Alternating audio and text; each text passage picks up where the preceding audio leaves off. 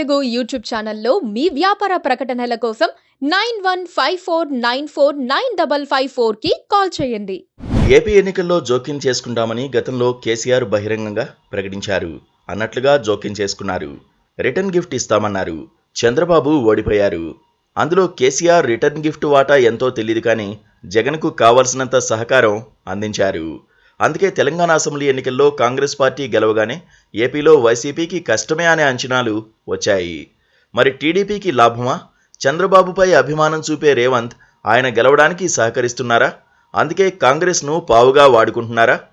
తెలంగాణ, ఏపీలో ఒకేసారి లోక్సభ ఎన్నికలు జరుగుతున్నాయి. కానీ అసెంబ్లీ ఎన్నికలు మాత్రం 5 నెలల ముందుగానే తెలంగాణలో అయిపోయాయి. దానికి కారణం ఏమిటన్న సంగతి పక్కన పెడితే ఏపీలో అసెంబ్లీ ఎన్నికలపై తెలంగాణలో ఉన్న ప్రభుత్వం ఎఫెక్ట్ కనిపించడం ఖాయంగా కనిపిస్తోంది. గత ఎన్నికల్లో ప్రత్యక్షంగా బీఆర్ఎస్ ఏపీ ఎన్నికల్లో జోక్యం చేసుకుంది. వైసీపీకి ఫుల్ సపోర్ట్ చేసింది. నేరుగా ఓట్లు వేయమని చెప్పడమే కాదు, కావలసిన అందాల్సిన వనరులన్నిటినీ ఆపేసింది. ఫలితంగా అధికారంలో ఉండి కూడా నిస్సహాయంగా మిగిలింది టీడీపీ. ఈసారి అలాంటి పరిస్థితి కాంగ్రెస్ గెలిచిన తర్వాత వైసీపీకి వస్తుందనుకున్నారు. ఇప్పుడు రేవంత్ వైసీపీ ఓటమికి ప్రయత్నిస్తున్నారని, కానీ ఆయన కేసీఆర్ లాగా గొప్పలు చెప్పుకోవడం లేదని, సైలెంట్గా చేయాల్సింది చేస్తున్నారని అంటున్నారు. తెలంగాణలో కాంగ్రెస్ అధికారంలోకి వచ్చిన తర్వాత సీఎంగా రేవంత్ రెడ్డి ప్రమాణ స్వీకారం చేయడంతో హైదరాబాదు నుంచి తమకు కావాల్సినంత సహకారం అందుతుందని టీడీపీ నమ్మకం పెట్టుకుంది. ఏపీ ఎన్నికలకు తెలంగాణ సీఎం ఎలాంటి సహకారం ఇస్తారు అనేది బహిరంగం కాదు, అంతర్గతం. ఎందుకంటే 2 తెలుగు రాష్ట్రాలకు ఇప్పుడు కేంద్రం హైదరాబాదే. ఏదైనా అక్కడ కదిలితేనే అసలైన పాయింట్లో రాజకీయం నడుస్తుంది, లేకపోతే లేదు. ఏపీలో ఉన్న ప్రతి ఒక్క రాజకీయ నాయకుడి ఊపిరి హైదరాబాద్ వ్యాపారాల్లో ఉంటుంది. ఈ వీక్నెస్ను పట్టుకునే గతంలో బీఆర్ఎస్ టీడీపీ అభ్యర్థులను బరి నుంచి తప్పించేందుకు ప్రయత్నించింది అన్న ఆరోపణలు వచ్చాయి. అంతేనా, బీఆర్ఎస్ పార్టీ నుంచి పెద్ద ఎత్తున ఆర్థిక సాయం కూడా అందిందని చెబుతారు. అలాంటి సాయాన్ని టీడీపీ ఆశించడం కష్టం. ఎందుకంటే రేవంత్ రెడ్డి కాంగ్రెస్ పార్టీ కోసం పనిచేస్తున్నారు. విశాఖ బహిరంగ సభలోనూ ప్రసంగించారు. బీజేపీ అంటే బాబు, జగన్, పవన్ అని విమర్శించారు కూడా. అదే సమయంలో వైసీపీ అభ్యర్థులకు చికాకులు కల్పించడం లాంటి పనులేమీ చేయడం లేదు.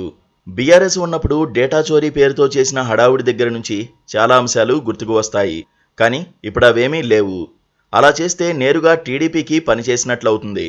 అందుకే తెర వెనుక సహకారం రేవంత్ రెడ్డి అందిస్తున్నారన్న గుసగుసలు వినిపిస్తున్నాయి. రాజకీయాల్లో నేరుగా సహకారం అందించనక్కర్లేదు, పరోక్షంగా చేసే సాయం గొప్పగా ఉంటుంది. షర్మిల్ను ఏపీ పీసీసీ చీఫ్ను చేసి రేవంత్ రెడ్డి అతిపెద్ద మేలు చేశారన్న విశ్లేషణలు ఎక్కువే ఉన్నాయి. కాంగ్రెస్ పార్టీ చీల్చే ప్రతి ఓటు వైసీపీకి లాసే. కాంగ్రెస్ పార్టీలో వరుసగా వైసీపీ ఎమ్మెల్యేలు చేరుతున్నారు. ఆ పార్టీ తరపున పోటీ చేస్తున్నారు. వీరి చేరికల వెనుక ఓ నెట్వర్క్ ఉందని భావిస్తున్నారు. పీసీసీ చీఫ్గా షర్మిల బాధ్యతలు తీసుకుంటే తాను పూర్తి స్థాయిలో సహకరిస్తానని గతంలో రేవంత్ ప్రకటించారు.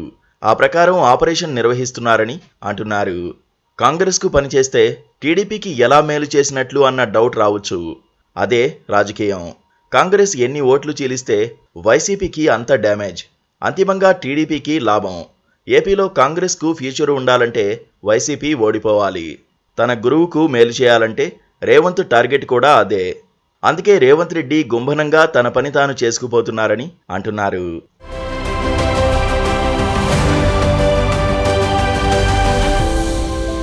Please do subscribe to Please do subscribe to Please do subscribe to Please do subscribe to Please do subscribe to Please do subscribe to KTV Telugu.